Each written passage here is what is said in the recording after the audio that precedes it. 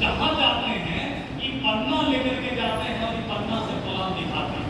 और हमको सबसे ज्यादा बुरा इसलिए लगा था, हमको ना बोलने का कोई दिक्कत नहीं, हमको लगा था सर को ना काहे बोला, हमको लगा आप ये काम करते हैं सर ये पन्ना रट के बोल सकते हैं कि चार पन्ना हम भी रट सकते हैं क्या, हम इतना बड़ा बड़ा किताब पढ़े। हम बोले सर आपकी छुट्टी, अब हमको ये किताब आप दे दीजिए, अब किताब हम रखेंगे और हम लोगों को बोलेंगे, हमको ना भी बोलेगा तो थोड़े सीखेगा, लेकिन आपको ना नहीं सुने। बोलते सर हमको किताब दे दिए, हम पढ़े, अब समझ लीजिए पहली बार हम पढ़े होंगे, कैसा पढ़े होंगे, लेकिन सर गजब खड़ा हो गए और बोले वाह मंजिल जी कमाल का प्लान दिए आप, गजब। उसके बाद हमारा सीना चौड़ा हो गया। अब गजब का था कि नहीं था कि हमको नहीं पता, लेकिन अगले दिन जब प्लान देने के लिए हम गए तो आदमी को 1950 दे दिया और 2 दिन अंतिम दिन था, 2 दिन अंतिम दिन था जब हमने अपने अपलाइन का प्लान दिखाने के लिए इस्तेमाल किया। उसके बाद जिंदगी में कभी प्लान दिखाने के लिए अपलाइन का इस्तेमाल नहीं किया। इस बात की होने लगी, अब था क्या कि लोग सवाल पूछ लेता था, प्लान तो दिखा दिए, कागज में लिखा हुआ है, फोटो लिखकर लगा हुआ है, लिखा हुआ है राय बहादुर से मोदी है, राय बहादुर से मोदी बता दी। अब होता था प्लान के बाद ना लोग कुछ सवाल करता था। अब एक वो पूछ रहा था, एक वो चीज बताइए, जिस तरह से आप लोगों को जोड़ रहे हैं, एक दिन पूरा भारत जुट जाएगा, अब उसके बाद क्या होगा, अब ये खत्म हो जाएगा। हम तो सोचे ही नहीं थे, हम सर के पास आए दौड़े हुए कि सर कहा सब जब जुड़ जाएगा तो क्या होगा।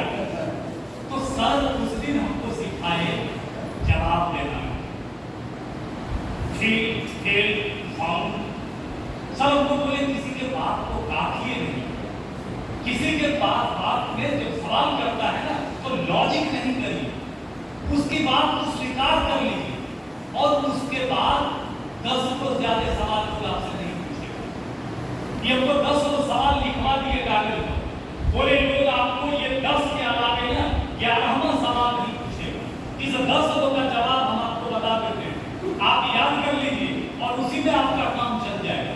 तो 10 सवाल का जवाब हम याद करें, ठीक है। और वास्तव में आपको बताते हैं उस 10 के अलावा 11वां सवाल कोई फील्ड में नहीं पूछा आज तक।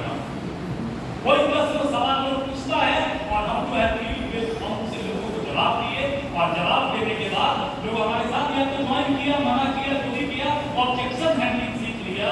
और ये बात मेरी समझ में आ गई थी कि ये बिजनेस एक होता है ना, वो लड़की से करने वाला बिजनेस ही नहीं है, ये मेरी समझ में।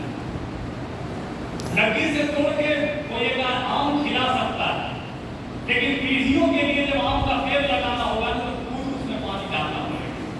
जैसे तो ये जो बिजनेस था ना, ये बिजनेस हमारा सब कुछ है, हमारे एग्जिस्टेंस के लिए ये बिजनेस जरूरी है, हमारे सपनों के लिए ये बिजनेस जरूरी है।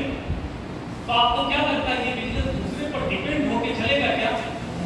मेरा आपके में खराब है इसलिए हम नहीं करेंगे, ये चलेगा क्या इससे?